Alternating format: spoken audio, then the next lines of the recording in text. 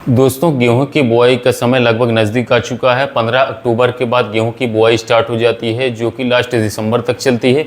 अब हमारे किसान भाइयों के माइंड में एक ही चीज़ चलती है कि भाई बुआई करते समय ऐसा कौन सा खाद उर्वरक देना चाहिए जिससे कि ग्रोथ भी अच्छी हो, कल्लों को फुटाव भी अच्छा देखने को मिले और उत्पादन भी हमको अच्छा देखने को मिले। तो देखिए दोस्तों, हम स्टार्टिंग से ही गलती करते हैं, मतलब बेसल डोज में ही यदि हम सही खाद उर्वरक नहीं दे रहे हैं तो साथियों वो हमारी फसल कमज़ोर ही रहेगी। कहने का मतलब ये है कि स्टार्टिंग से यदि आपकी फसल कमज़ोर है तो फिर बाद में आप कुछ भी करते रहिए, उसमें कोई सा भी माइक्रोन्यूट्रिएंट्स डाल दीजिए, वो फसल फिर से रिकवरी बिल्कुल भी नहीं कर पाएगी। मतलब एक बार यदि पौधा जो है स्ट्रेस में हमारा चला जाता है तो फिर उसकी रिकवरी करना बहुत ही मुश्किल हो जाता है। उसमें हम हज़ारों लाखों रुपए खर्च कर देते हैं, इसके बाद भी हमको रिजल्ट देखने को नहीं मिलता है। तो स्टार्टिंग से ही आपको एनपीके का फंडा समझना पड़ेगा। और स्टार्टिंग में यदि आप खाद उर्वरक में एनपीके का फंडा समझ लिए तो 101% गारंटी से कह सकता हूँ कि आपको रिजल्ट भी देखने को मिलेगा। और जो उत्पादन आप सोच रहे हो, जिस उत्पादन की आप उम्मीद कर रहे हो साथियों, वही उत्पादन आपको देखने को मिलेगा। मतलब काफ़ी बार आपने देखा होगा कुछ किसान भाइयों को एक एकड़ में 30 प्लस उत्पादन देखने को मिलता है। तो आप क्या करते हैं साथियों, और कुछ किसान भाई ऐसे भी हैं जिनको एक एकड़ में 20-22 क्विंटल उत्पादन मिलता है या फिर इससे कम भी देखने को मिलता है। जबकि हमारे हर एक किसान भाई मेहनत करते हैं, हर एक किसान भाई पैसा खर्च करते हैं, लेकिन उसका रिजल्ट नहीं मिलता है। तो हम गलतियाँ कहाँ पर करें? खाद और उर्वरक में। हमने वैरायटी अच्छी वाली लगाई, अच्छी वाली सर्च करके वैरायटी लाएँ, बहुत ही कॉस्टली वैरायटी हम लेकर के आएँ। और वैरायटी जो है साथियों, भले ही आप कितनी भी अच्छी लगा दीजिए, लेकिन आपने खाद उर्वरक का शेड्यूल सही नहीं रखा तो वैरायटी कुछ भी नहीं करेगी, वो उतना ही उत्पादन देगी जितना आपको पहले मिल रहा था। इसलिए कुछ डिपेंड करता है आपके शेड्यूल पर और कुछ डिपेंड करता है आपके वैरायटी पर। अभी ये एनपीके का फंडा क्या है साथियों, मैं दोनों तरीके से आपको समझाऊंगा, बताऊंगा।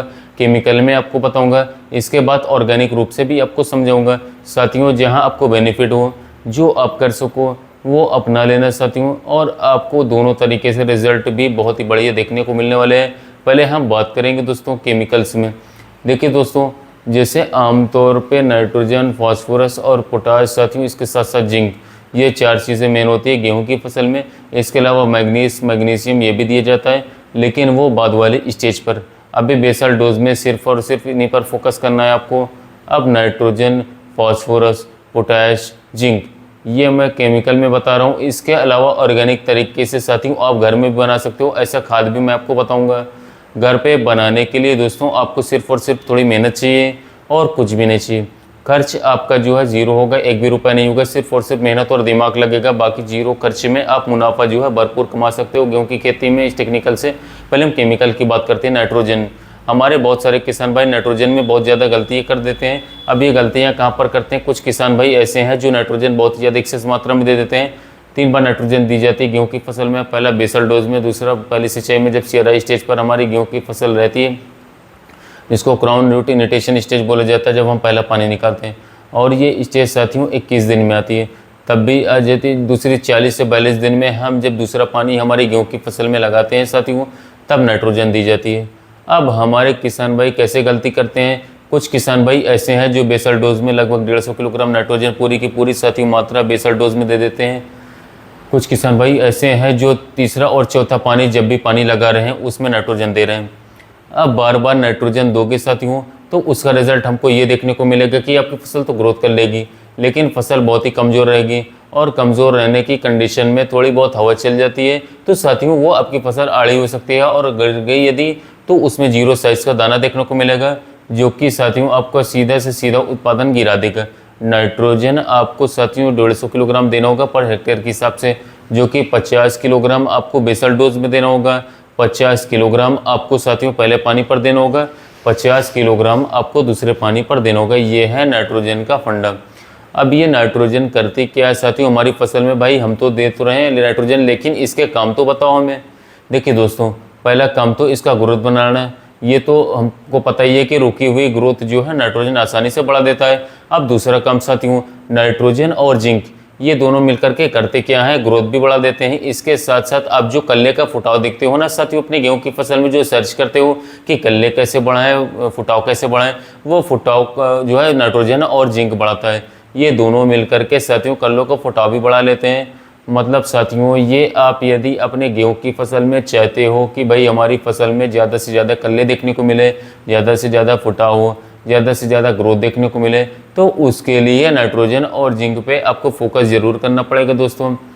आम बात है, जायज़ सी बात है, जितने ज़्यादा कल्ले देखने को मिलेंगे उतना ही हमारा अच्छा उत्पादन देखने को मिलेगा। ये हो गया नाइट्रोजन का फंडा। नाइट्रोजन के फंडे के बारे में आपको समझ में आ ही गया होगा। अब बात कर लेते हैं फॉस्फोरस के बारे में। अब ये फॉस्फोरस साथियों बेसल डोज में दिया जाता है पूरा का पूरा। अब ये पूरा मतलब 60 से 80 किलोग्राम पर हेक्टेयर के हिसाब से फॉस्फोरस दिया जाता है साथियों, जो कि आपको बेसल डोज में ही देना है, मतलब बुआई करते समय। फॉस्फोरस करता क्या है साथियों, पौधे के मजबूत बनाने का काम करता है। इसके अलावा दोस्तों पौधे में जो भोजन बनाने की प्रक्रिया होती है प्रकाश संश्लेषण, उसमें भी साथियों फॉस्फोरस का बहुत ही बड़ा योगदान देखने को मिलता है। अब ये साथियों नाइट्रोजन, फॉस्फोरस, पोटाश, ये तीनों मिलजुल करके काम करते हैं। फॉस्फोरस का कम रहता है, नाइट्रोजन बहुत बड़ा रहा है तो वो पौधे को मजबूत बनाएगा, मतलब थोड़ी बहुत हवा भी चलती है तो उसमें पौधा गिरेगा नहीं यदि आपने फॉस्फोरस की सही मात्रा और सही तरीके से आपने फॉस्फोरस दिया है तो। अब ये पोटाश, पोटाश का क्या काम है हमारी फसलों में, पोटाश भी बेसल डोज में दिया जाता है और चूंकि बात करें तो 40 से 60 किलोग्राम पर एकड़ हेक्टेयर के हिसाब से दिया जाता है। अब ये पोटाश का क्या काम रहता है फसलों में, हालांकि ये फॉस्फोरस और पोटाश दोनों मिलजुल करके काम करते हैं, ये पौधे को मजबूत बनाते हैं और इसके अलावा दाने में जो चमक देखने को मिलती है, जो साथियों आप देखते होंगे गेहूँ की फसल में कई वैरायटियाँ ऐसी हैं जिनमें जो है चमक बहुत ज़्यादा रहती है साथियों। अब जो खाने वाली वैरायटियाँ हैं उनमें तो रहती है चमक, बाकी साथियों जो दलिया वर्गीय जो जितनी भी वैरायटी हैं उसमें भी चमक यदि आपको बढ़ाना है तो उसमें पोटाश का सही शेड्यूल रखना होगा। लेकिन साथियों आप यदि सोचते हो कि भाई नाइट्रोजन हम डाल दें, फॉस्फोरस हम डाल दें, पोटाश हम अगर ना डालें तो उससे होगा क्या, आपको सही रिजल्ट बिल्कुल भी नहीं मिलेगा। इसलिए साथियों इन सब की मात्रा आपको जो पौधे को चाहिए उतनी ही रखनी पड़ेगी। अब साथियों एक ये भी रहता है कि ज़रूरत से ज़्यादा और ज़रूरत से कम, ये दोनों ही हमारे लिए हानिकारक होता है। ऐसे ही सेम पौधे के लिए भी है, यदि आप ज़रूरत से ज़्यादा खाद और उर्वरक देते हो तो साथियों वो भी आपको सूट नहीं होगा, और ज़रूरत से कम यदि आप दे रहे हो तो उसमें भी वो स्ट्रेस में चला जाएगा। कुल मिलाकर के लास्ट स्टेज तक साथियों जब गेहूं का पौधा स्ट्रेस में नहीं जाना चाहिए, समय समय पर आपको पानी निकालना है और समय समय पर आपको खाद उर्वरक देना है। ये होगा केमिकल का फंडा। अब दूसरा फंडा साथियों ऑर्गेनिक का। ऑर्गेनिक में आपको करना क्या है, देखिए ऑर्गेनिक का बहुत ही सिंपल तरीका साथियों, बस मेहनत करने की आपको ज़रूरत है, इतना खर्च करने की आपको ज़रूरत बिल्कुल भी नहीं पड़ेगी। क्योंकि आपने देखा होगा साथियों यूरिया लगभग 270 के एक बैग पड़ रहा है, वो भी एक बैग 45 kg का। इसके अलावा डीएपी की यदि बात की जाए तो साथियों वो 1472 इस बार का नया रेट है, 1472 एक बैग, वो भी 50 kg का। इसके अलावा साथियों आप और भी छिड़काव करोगे मैक्रोन्यूट्रेंट्स में, इन सब का यदि हिसाब जोड़ा जाए दोस्तों तो बहुत ही ज़्यादा कॉस्टली हो जाता है और उसमें हमारा बचता बिल्कुल नहीं है। क्योंकि पिछली बार गेहूं का रेट 2475 रहा था, अगर उसमें 2000 हमारा खर्च हो रहा तो उसमें हमको कितना बच रहा है, 475 रुपये। 475 रुपये के लिए हम अपनी खेती कर रहे हैं साथियों। कहने का मतलब ये है कि अगर आप स्मार्ट फार्मिंग करते हो, आधुनिक खेती करते हो, तो उसमें आपको ऑर्गेनिक में आना होगा। ऑर्गेनिक में क्या फ़ायदे हैं आपको, एक तो आपकी मिट्टी ख़राब होने से बची रहेगी, मतलब हम उत्पादन बढ़ाने के लिए हर तरीके से केमिकल यूज़ कर रहे हैं साथियों। इसमें यूरिया, ये क्या मतलब मिट्टी को ख़राब नहीं करता साथियों, बहुत ही बेकार तरीके से, गंदी तरीके से मिट्टी को ख़राब करता है। अगर यही चलता रहा तो ज़्यादा दूर नहीं, लगभग 3 से 4 साल या 5 सालों बाद हमारी ये कंडीशन बचेगी कि हमको हमारी खेती लगभग साथियों 3 से 4 साल के लिए छोड़ना पड़ेगा। ये हमारी मजबूरी बन जाएगी। जब इसमें कुछ पैदा करने के लिए इसमें इतनी क्षमता ही नहीं बचेगी तो हमको मजबूरन छोड़ना पड़ जाएगा। ये साथियों एक बार पंजाब में हुआ भी था, और पंजाब में उन्होंने उत्पादन बढ़ाने के लिए इतना ज़्यादा एक्सेस मात्रा में केमिकल यूज़ कर लिए अपने खेतों में। वहाँ पर दे दनादन यूरिया, दे दनादन साथियों डीएपी और ये सब साथियों छिड़काव किया उन्होंने किसान भाई ने। तो वहाँ पर गेहूं का उत्पादन जो है सबसे ज़्यादा रहता है पंजाब में पर एकड़। यहाँ पर अगर बात करें तो 30 कुंटल, तो वहाँ पर लगभग 35 कुंटल 40 कुंटल तक वो किसान भाई निकाल देते हैं पंजाब के किसान। उस समय की बात है, पहले बता रहा हूँ। उन्होंने धीरे धीरे परिवर्तन किया, अब वो ऑर्गेनिक फार्मिंग टोटली आ चुके हैं, उनकी मजबूरी बन गई, उनको ऑर्गेनिक में आना पड़ा। अब ऑर्गेनिक में क्या फंड है साथियों, 200 लीटर आपको पानी लेना होगा, और 200 लीटर पानी में साथियों 1 लीटर आपको साथियों छाछ लेना होगा, और दूसरी चीज़ आपको 2 लीटर गौमूत्र लेना होगा। इसके अलावा 200 ग्राम आपको साथियों लेना होगा, 2 किलो आपको गुड़ लेना होगा। ये 4 चीज़ें आपको लेना होगा। इसके अलावा साथियों 5वीं चीज़ साथियों 50 ग्राम मिट्टी, किसी भी पेड़ के पास की मिट्टी आप ले सकते हो 50 ग्राम। 50 ग्राम से ज़्यादा आपको मिट्टी बिल्कुल भी नहीं लेना साथियों। इसको आपको किसी भी छाया वगैरह इस स्थान पर अच्छी तरीके से पकड़ के रख देना है और 2-3 दिन के अंतराल पर आपको इसको हिलाते रहना अच्छी तरीके से, तो ये एकदम बेहतरीन खाद बन जाता है साथियों। इसके अलावा आप इसमें जो है गोबर भी ऐड कर सकते हो, मतलब कि गाय का गोबर जो है अगर आपको मिल जाए तो और भी अच्छी बात है। अगर गाय का गोबर नहीं है अवेलेबल तो भैंस का गोबर है तो उसको भी ऐड कर सकते हो, इसमें कोई दिक्कत की बात नहीं है। जितना पुराना गोबर होगा उतना ही अच्छा आपको रिजल्ट देखने को मिलेगा।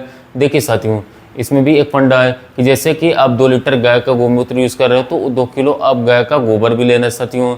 देसी गाय अगर आपके पास है तो सोने पर सुहागा वाली बात है। और यदि आप भैंस का गोमूत्र ले रहे हो या फिर विदेशी गाय का मूत्र ले रहे हो साथियों, तो उसी का आपको गोबर लेना पड़ेगा। ये साथियों ऑर्गेनिक फंडा है। अब इसको छिड़काव कैसे करना है, इसका सीधा सीधा आप जब भी आप अपने खेतों में जो है साथियों पानी लगाओ, जैसे कि आप पहले सिंचाई कर रहे हो सियरा स्टेज पर, उस समय पर पानी के साथ आप लगा सकते हो, दूसरे पानी में भी आप इसे चला सकते हो। तो साथियों एकदम सिंपल वाला फंडा है, सस्ते में फंडा बता रहा हूँ, इसमें कोई खर्चा आपको देखने को नहीं मिलेगा, ये आप घर पर तैयार कर सकते हो। और साथियों इसमें बात करें तो 15 दिन के लिए यदि हम इसको रख रहे हैं साथियों, तो उसमें आप जो है साथियों फिस्टिंग जाली जो मोटर आती है उसको भी लगा सकते हो, आपको हिलाने की ज़रूरत भी नहीं पड़ेगी। मतलब जो 2 से 3 दिन के अंतराल में हमें हिलाने के लिए मैं बोल रहा हूँ वो भी साथियों को ज़रूरत नहीं पड़ेगी। यदि आप फिश टैंक वाली मोटर जो है लगा देते हो तो वो कंटिन्यू क्या है बुलबुले टैंक के पानी को हिलाती रहती साथियों। तो ये तो हो गया ऑर्गेनिक फंडा। अब ऑर्गेनिक में भैया कीटनाशक को कैसे कंट्रोल करें, ये भी एक मैटर है कि आपको ऑर्गेनिक तो बताते रहो लेकिन कीटनाशक को कैसे कंट्रोल करें, तो उसके लिए है नीम ऑयल। नीम ऑयल से आप जो है कोई सभी कीटों साथियों उसका कंट्रोल कर सकते हो दोस्तों। इसके अलावा साथियों 10 टाइप के आपको जहरीले पत्ते जिनको गाय नहीं खाती हो वो पत्ते आपको लेना हो साथियों, और उनका पानी उबाल लेना अच्छी तरीके से साथियों। और 50 लीटर पानी में यदि आप उबाल रहे हो पत्तों को तो साथियों लगभग 10 से 20 लीटर पानी बचना चाहिए, इतना आपको उबालना होगा दोस्तों। और जितना पानी बच रहा है मतलब 20 लीटर पानी बच रहा है तो 20 लीटर ही आपको गोमूत्र लेना होगा, और साथ ही उसमें 1 लीटर नीम ऑयल प्लस कर देना होगा, ऐड कर देना होगा। ये हमारा बेस्ट कीटनाशक हमारा तैयार हो जाता है। मार्केट से आपको कोई सा भी कीटनाशक लाने की ज़रूरत नहीं पड़ेगी साथियों। मतलब कहने का मतलब ये है कि कीटनाशक भी है, इसके अलावा ऑर्गेनिक तरीके से साथियों यदि आप कोई सा भी खाद बना रहे हो तो वो सोल्यूशन भी हमारा है। केमिकल की जगह पर यदि आप ऑर्गेनिक खेती करना चाहते हो तो उसके सारे सॉल्यूशन हमारे पास हैं। यदि आप करना चाहते हो तो आप में से कितने किसान भाई जो है इंटरेस्टेड है वो मेरे को कमेंट में ज़रूर बताएं, ताकि मैं आपको नई नई विधि बता सकूँ साथियों। मतलब खाद बनाने की विधि, कीटनाशक बनाने की विधि, क्योंकि अभी तक मेरे को इतना ध्यान नहीं है कि मेरे जो ऑडियंस है उसमें से कितने किसान भाई जो हैं साथियों वो ऑर्गेनिक खेती स्टार्ट करना चाहते हैं या फिर जिनमें ऑर्गेनिक करने की जो है दिलचस्पी है। तो उस हिसाब से मैं आपको A to Z जानकारी आने वाले समय में देते जाऊंगा कि आपको कब क्या करना होगा अपनी गेहूं की फसल में, और आपको कैसे खाद तैयार करना होगा, कैसे आपको कीटनाशक तैयार करना होगा। तो ये हुआ भैया गेहूं की बुआई करते समय खाद और उर्वरक का फंडा, जो कि मैंने आपको से बताया साथियों। आपको कोई सा भी डाइट हो तो साथियों आप जो है मुझे पूछ सकते हैं। साथियों मिलते हैं वीडियो में नए टॉपिक के साथ।